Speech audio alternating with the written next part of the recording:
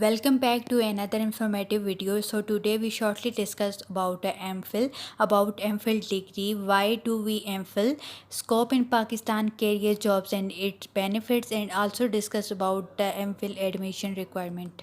So let's start the video. MPhil master of philosophy, अगर हम उर्दू में बात करें तो ये एक 2 साल master of philosophy in education है।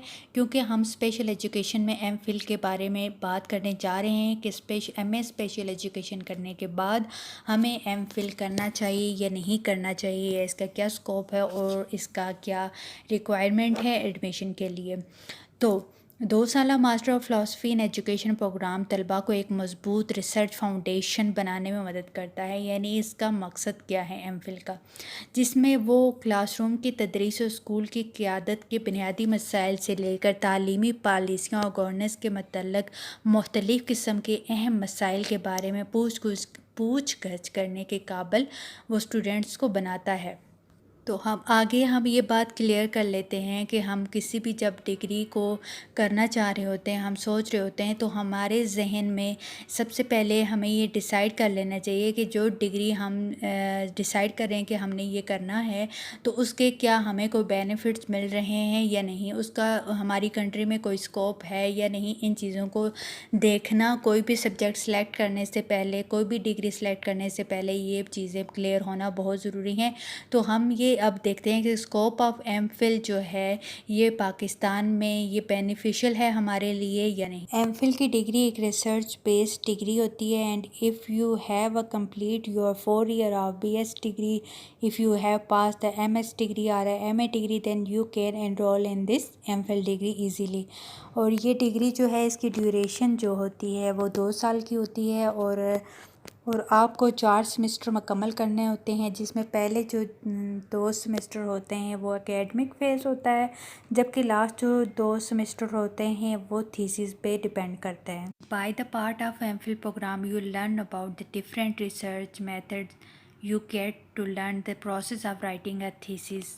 और इसका एक और मुस्बत पहलू ये है कि एमफिल करने के बाद आप डायरेक्ट पीएचडी भी कर सकते हैं। एक किस्म का आपका ये एमफिल एक की है आपका पीएचडी के डोर को ओपन करने के लिए। एमफिल करने के बाद आपको अच्छी जॉब अपॉर्चुनिटीज़ मिल जाती हैं, आप किसी भी एजुकेशन डिपार्टमेंट में काम कर सकते हैं, क्योंकि रिसर्च करने के बाद आपके नॉलेज में बहुत ज़्यादा इजाफ़ा हो जाता है थीसिस लिखने के बाद।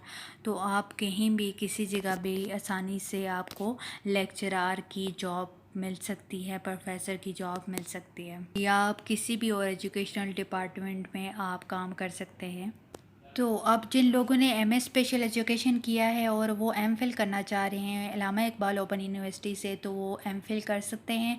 अल्लामा इकबाल ओपन यूनिवर्सिटी में जैसे कि मैंने आपको बताया पहले ही कि 2 साल की ये डिग्री होती है, जिसमें 4 सेमेस्टर होते हैं। पहले 2 सेमेस्टर जो होते हैं वो एकेडमिक होते हैं, जिसमें कोर्सेज़ पढ़ाए जाते हैं। लास्ट 2 में थीसिस होते हैं, जिसमें आपको टॉपिक दिए जाते हैं, आपने उन पर रिसर्च करनी होती है और पूरी वो रिसर्च तैयार करनी होती है थीसिस की शक्ल में। और अगर आप सेकंड डिवीज़न है आपकी एमए स्पेशल एजुकेशन में, तो भी आप एमफिल के लिए अप्लाई कर सकते हैं। फ़र्स्ट है तो भी आप एमफिल के लिए अप्लाई कर सकते हैं, और इसकी जो सिलेक्शन है वो मेरिट बेस पे ही होती है। अब सवाल ये पैदा होता है कि एमफिल के लिए हमें ऑनलाइन क्लासेस लेनी होंगी कि ऑफ़लाइन क्लासेस लेनी होंगी। तो इसका मेथड भी सेम वही है जो एमए में आपने फॉलो किया है, यानी कि वर्कशॉप होते हैं, आपको ट्यूटर दिए जाते हैं, आपको एक सेंटर दिया जाता है, आपने वहाँ जाके 1 वीक की हर सब्जेक्ट की 1 वीक की एक वर्कशॉप लेनी होती है, क्लास लेनी होती है, और उसमें आपने जो कुछ अचीव करना है आपने वहीं से अचीव करना है।